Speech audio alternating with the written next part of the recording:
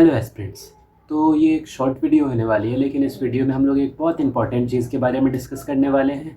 और वो है कि बहुत सारे बच्चे इस बात की कन्फ्यूज़न में होते हैं कि वो तैयारी तो बहुत ठीक करते हैं और मतलब सब कुछ उनका ठीक जा रहा होता है, लेकिन वो इस बात पे अपने आप को डाउट करते रहते हैं कहीं ऐसा तो नहीं कि वो सिलेबस कंप्लीट करने में वो देर हो जा रहा है या उन्होंने जल्दी सिलेबस कंप्लीट कर ली है और इसी सब में उनकी तैयारी पे थोड़ा इफ़ेक्ट पड़ने लगता है।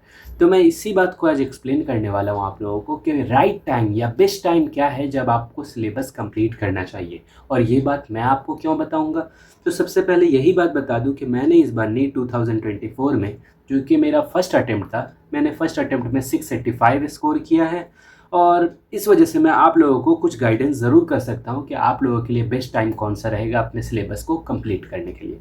तो चलते हैं वीडियो के पहले क्वेश्चन की तरफ कि हम उस वक्त से कह रहे हैं कि जल्दी सिलेबस कंप्लीट करना। तो जल्दी सिलेबस कंप्लीट करने का फ़ायदा होता क्या है, कि अर्ली सिलेबस अगर कंप्लीट हो भी जाता है तो उसका फ़ायदा क्या होता है। मैं आपको अपने एक्सपीरियंस से बता रहा हूँ कि अगर आप जल्दी सिलेबस कर लेते हो ना, तो आपके पास बहुत सारा महीना होता है, टाइम बचा रहता है, जिसमें आप अलग अलग टेस्ट सीरीज़ दे सकते हो, बहुत सारे क्वेश्चंस कर सकते हो। मैं अपना बताऊं तो मैंने एलन का, आकाश का, मोशन का, नीट प्रेप का, न्यू लाइट का, अनअकैडमी का, संकल्प वेदांतु का, इन सब के टेस्ट सीरीज़ दिए हैं मैंने, सारे टेस्ट सीरीज़। ऊपर से मैंने जो कोचिंग था उसकी भी टेस्ट सीरीज़ मैंने दी थी। तो मैंने सारे टेस्ट सीरीज़ दिए थे और इसका टाइम मुझे सिर्फ इस वजह से मिल पाया था। और आप समझ रहे हैं, मेरे बोर्ड्स भी चल रहे थे, मेरे प्री बोर्ड्स चल रहे थे, उसके साथ मैंने ये सब दिए थे। तो इसलिए बोल रहा हूँ कि अर्ली सिलेबस अगर आपका कंप्लीट हो जाता है तो इसलिए इस चीज़ की वजह से आपको टेस्ट सीरीज़ में टेस्ट के प्रैक्टिस करने में बहुत फ़ायदा होने वाला है, बहुत टाइम मिलेगा। और नीट में आप ऐसे जाइएगा जैसे हर क्वेश्चन आप पहले से 10 बार कर चुके हो, ठीक है। अब जल्दी करने का मतलब कभी ये नहीं होता है कि जल्दबाजी आप करने लगे। मैं जब पीडब्ल्यू का एक बार टेस्ट देने गया तो मुझे पता चला कि अच्छा, टेस्ट सीरीज़ कितनी इंपॉर्टेंट होती है, वो बहुत लंबी कहानी है। तो मैं धीरे धीरे समझने लगा कि चीज़ें जल्दबाजी में मैं गलत कर देता हूँ, ठीक है। जैसे कोई क्वेश्चन मुझे आता रहता है लेकिन फिर भी मैं इधर उधर टिक करके वो गलत कर देता हूँ, और आप लोगों में से मोस्टली के साथ होता होगा ये। बाद में मैंने अपने लिए एक लाइन बनाई, जल्दी करना है लेकिन जल्दबाजी नहीं करनी है। मैं इस लाइन को रट रट के एग्ज़ाम हॉल की तरफ जाता था, जल्दी करना है जल्दबाजी नहीं, जल्दी करना है जल्दबाजी नहीं।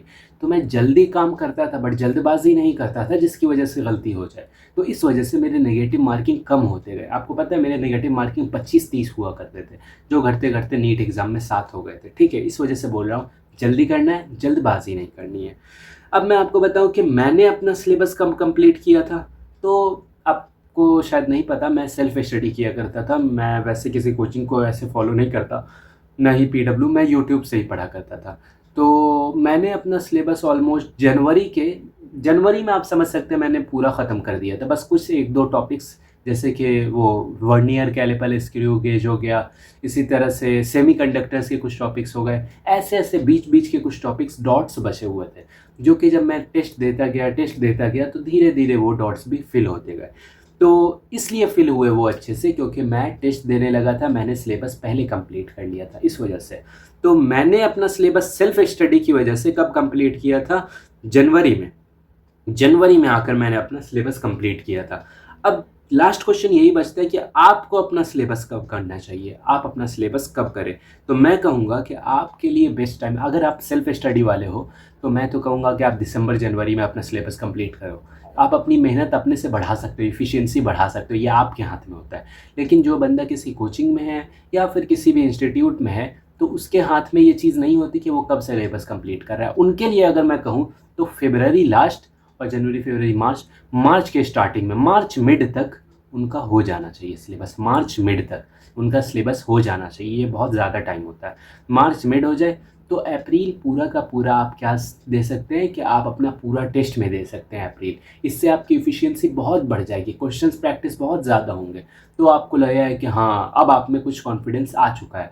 तो ये जो टाइम है ना बीच का 1-2 महीना जो भी आप बचा लेंगे अपने लिए, वो आपको बहुत ज़्यादा फ़ायदा देगा आपको। और ये जो अभी एक एक दिन है ना, यही एक एक दिन आपको उस काम को जल्दी करने में हेल्प करेंगे। इसलिए अपने टाइम की इम्पोर्टेंस समझिए। और दूसरी बात, जल्दी करना है, ऐसा नहीं होता है कि आप जो भी सेल्फ स्टडी करते हो आप में से, तो मैं अपनी गलती बता रहा हूँ, मैं क्या सोच में पड़ जाता था, अरे यार इस सिलेबस को भी अभी फिनिश कर दो, इसे भी अभी फिनिश कर दो, इसे भी अभी।